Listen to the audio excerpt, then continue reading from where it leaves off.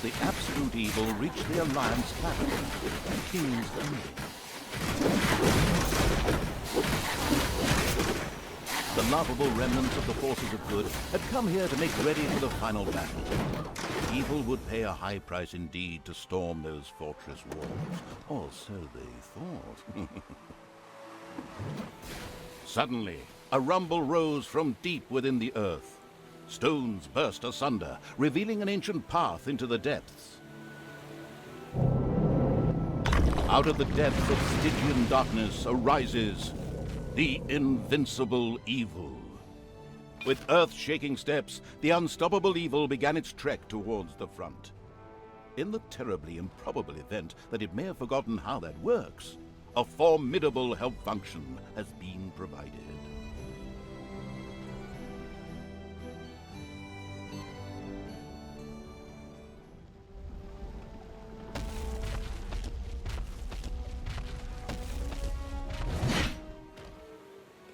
The presence of the absolute evil was also reflected in the land itself. Grass withered, and in places the ground tore open to reveal bubbling lava.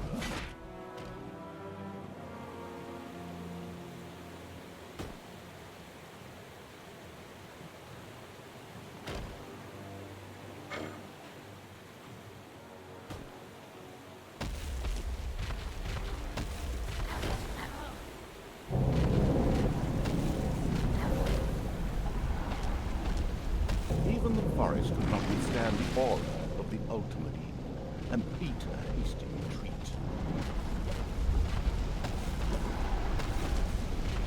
A few of the Alliance units had entrenched themselves here. A determined absolute evil marched towards them in order to strike them down with its mighty weapon.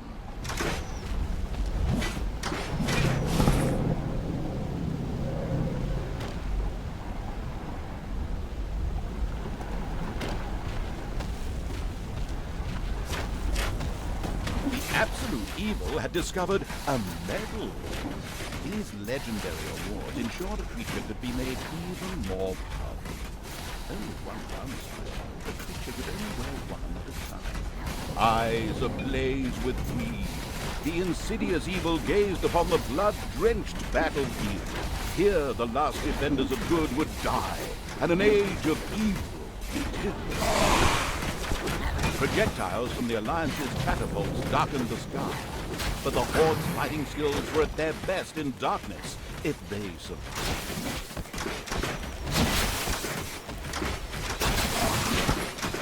The forces of good never had a chance against the absolute evil.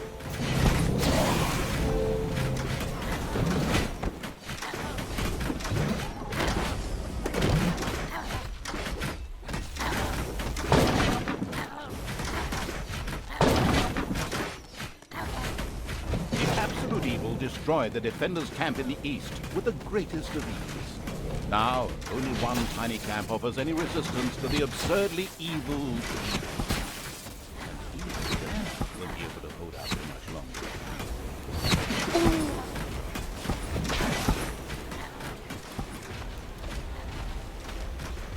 Nothing and no one could stop the invincible evil.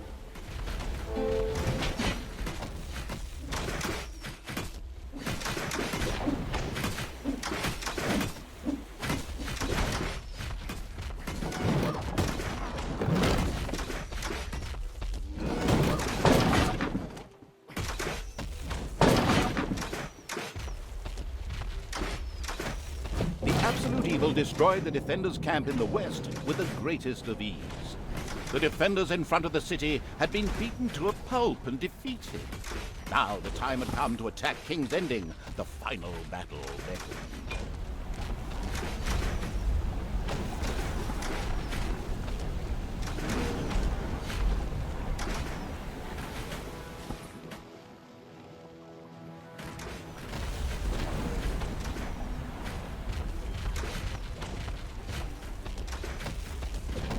What's this? The wicked evil was hesitating, rather than taking the fastest route to the city. The city gate was firmly barricaded by the Alliance's archers, but the absolute evil would not allow itself to be held up by such a ridiculous impediment. So, go get them! Destroy them now! Oh yes, sorry, stay in character. The absolute evil used its all-powerful magic to eliminate the archers and open the gate to the city. Using its legend, wait for it, dairy powers, the absolute evil destroyed the impediment with ease and simultaneously eliminated a whole group of defenders. The road to the capital was now clear. The absolute evil did not hesitate for even 1 nanosecond. The insidious evil entered Kingdom. A small, pitiful group of defenders stood in its way. Suddenly, the doors of several houses in the city opened, and with a loud roar, defenders bore down on the rather surprised evil. An ambush.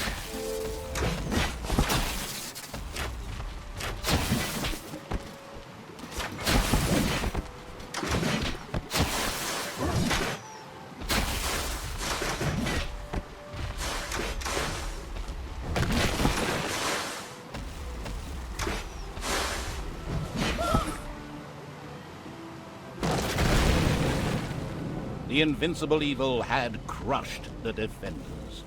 King's Ending had been defeated. At least, that's what he thought.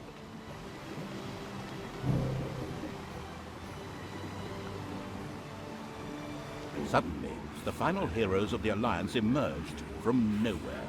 Another ambush? Now, this was becoming very boring. But wait, this time it was different. Instead, the heroes raised their hands and started singing an incomprehensible chant. A magical ritual? This did not bode well. Well, actually, it bode the arrival of good things, great things, unless you happen to be the absolute evil.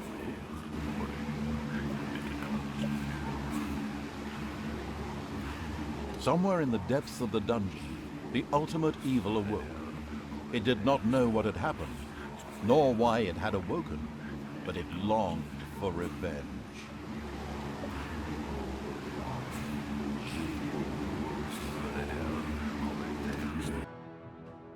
The last remaining heroes of the country joined forces and cast a powerful banishment spell. The absolute evil disappeared from sight with a threatening gesture, and a faint whispered, "I'll be there," could be heard coming from its lips. The absolute evil had been banished, and its essence shattered into several pieces. Its reign of terror had ended. The good people of the overworld rejoiced, and an era of peace began for the Alliance. The evil creatures were driven back into the underground, doomed to serve as cannon fodder for pleasure-seeking adventurers.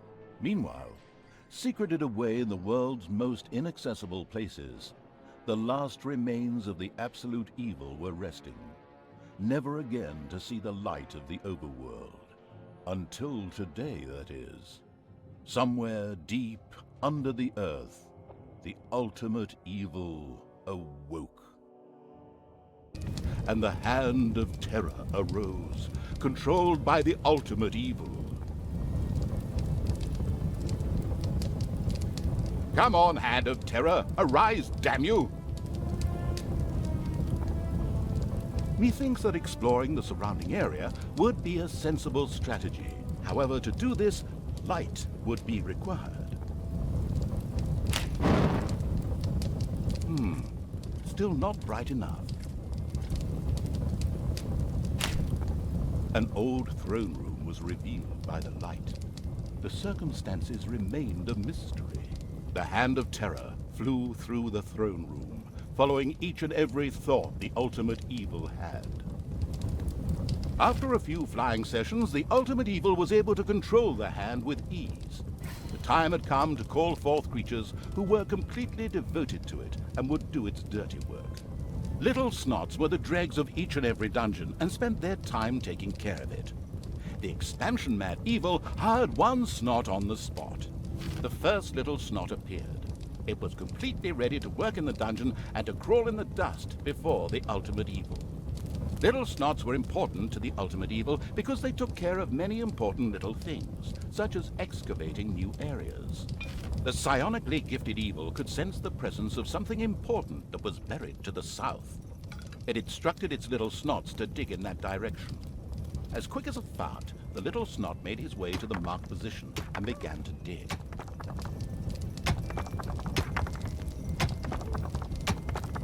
Behold, the creatures of the overjoyed evil had apparently been much more industrious than it had thought.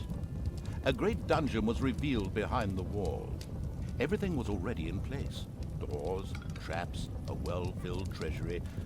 Oh, wait. Treasury? And where, if you please, is this treasury? Oh well. One can't expect too much of these mindless little snots. First of all, some gold had to be dug out to make space for a treasury to be created. The Hand of Terror swiftly marked a few small gold veins so that the little snots could excavate.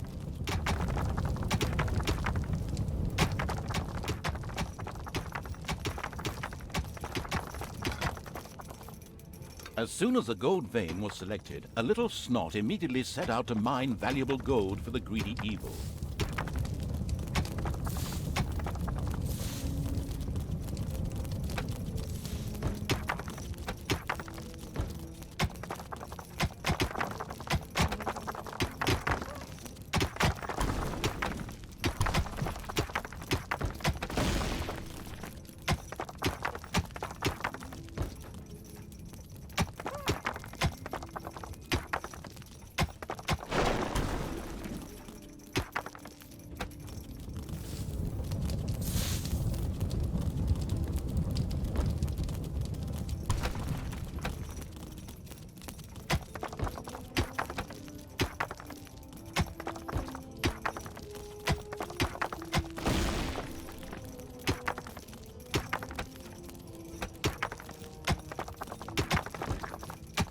Once most of the gold had been mined, the Hand of Terror quickly created a treasury on the spot so that the precious metal could be safely stored.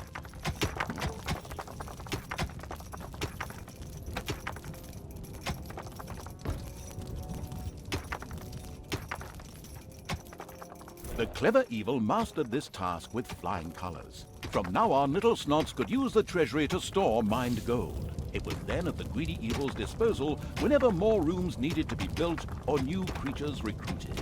Little snots were all well and good, but were too weak and cowardly to defend the dungeon. Since it was not able to defend itself, the ultimate evil would have to hire some orcs. But they would require food.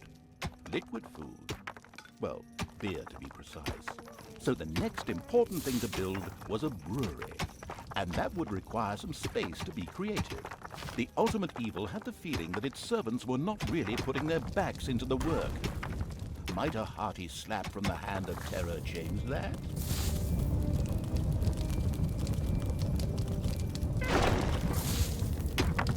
Oh.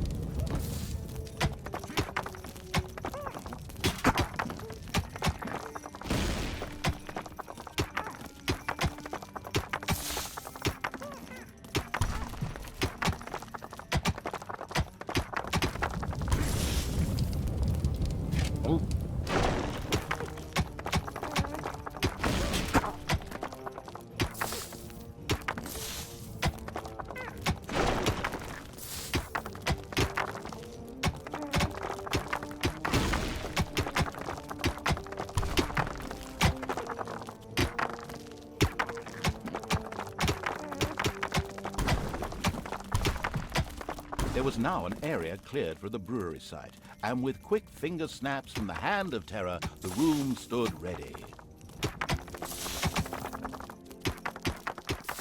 Excellent. But the recently built brewery lacked a brewing copper. With a sigh of resignation, the overworked evil set about taking care of that too. The hard-working evil effortlessly built a brewing copper so that delicious beer could be brewed as soon as possible. One of the little snots started working on the brewing copper. The nostalgic evil banished all thoughts of Oktoberfest and brass bands.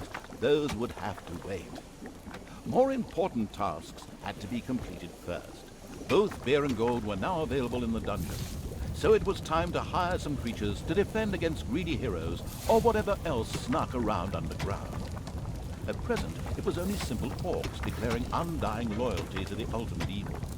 The rest of the horde was scattered to the winds. Orcs were defensive close combat specialists, capable of dealing with many opponents.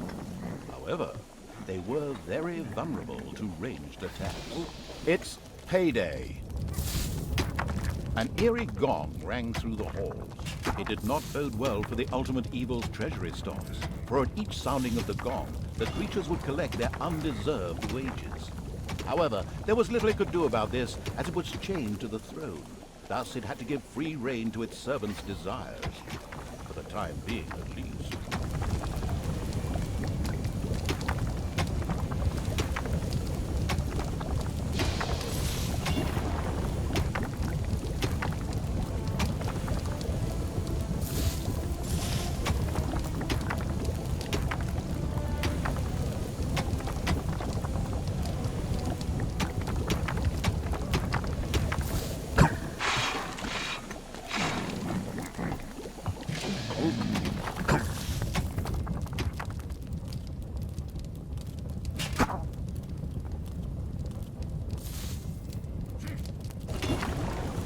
Suddenly, one of the repellent evil's servants became very thirsty.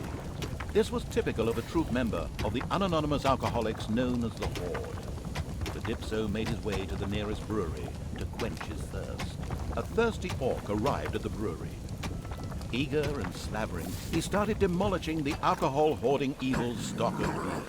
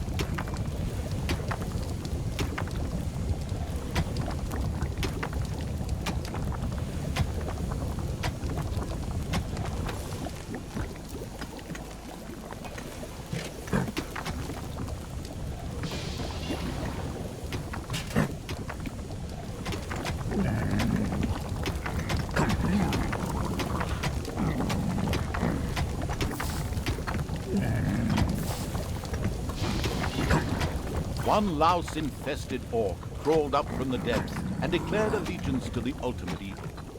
The first step towards the creation of a powerful army had been taken. The dungeon of the expansion-mad evil grew and prospered, but unfortunately, it had reached the maximum possible population it could currently manage. Now a creature would have to be thrown into the bottomless pit before any others could be brought in. The profound evil had had enough of dungeon sightseeing and now wanted to move to the surface to try a dish that is best served cold. Revenge. Some Alliance members were bound to be guarding the entrance to the overworld. A fine appetizer for a vengeful evil. The creature disappeared into the pit of uselessness with a long, drawn, and gradually diminishing... This particular act of wickedness brought a smile to the face of the Ultimate Evil.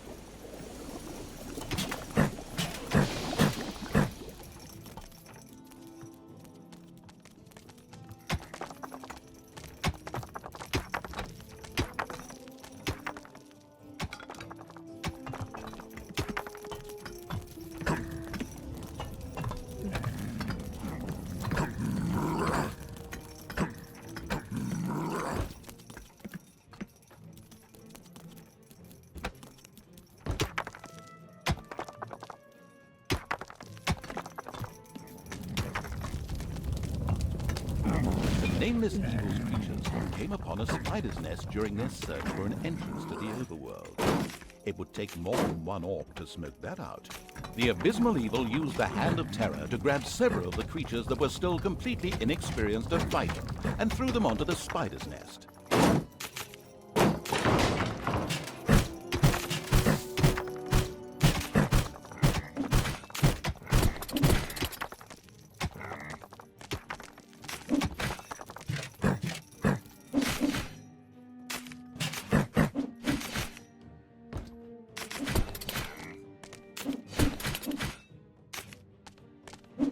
spiders dropped like flies. The strategically well-versed evil patted itself on the back, proud that it had led its troops into battle with such aplomb. And by led, I just simply mean chucking them at the enemy. The basics of a dungeon were now in place. However, the brewery was puny and didn't really have room to store beer barrels in, and the treasury was also anything but impressive in size. Quickly, the expansion-hungry evil set out to enlarge its dungeon.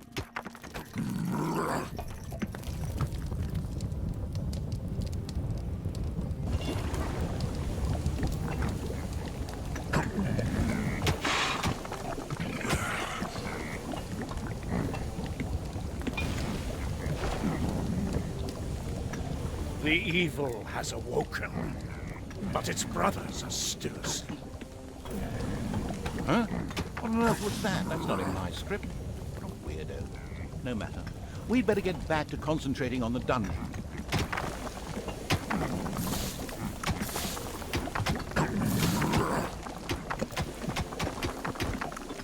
Payday.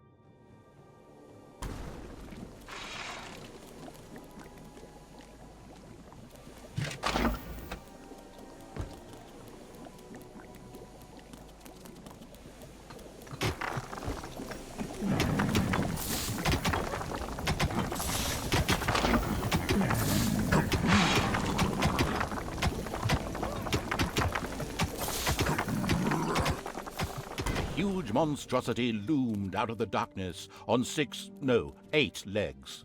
This dungeon's human guards had been ancient history for a long while. Now it was home to a huge spider and her crew. Would Sam and Frodo escape it and continue their journey to Mount Doom, or was this the end of the Ring Bearer? Hang on a minute, that's not the right text. Where were we? Oh yes, a huge spider, henceforth called the Spider Queen. It would be necessary to eliminate the Spider Queen before the Horde could reach the surface. The Spider Queen sent forth a wave of her children. Of course, the ultimate evil was fully aware of this danger and immediately prepared to defend itself against them. At least, that's what I hope.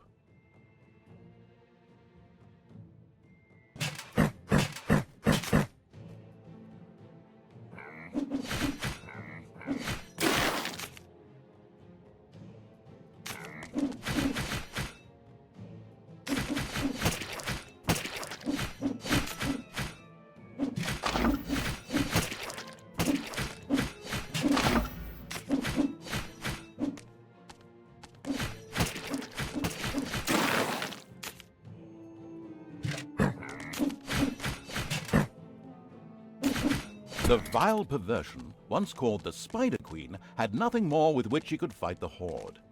Later, the sensitive evil would have her innards made into a lava lamp. The way to the surface was open. Now it was time to put those vengeance plans into practice. The vile evil wanted to take this opportunity to utter a really sinister laugh. But unfortunately, its physical state made this unviable. Instead, it asked the narrator to do a bit of sinister laughter on its behalf. Oh well, here goes. Deep breath.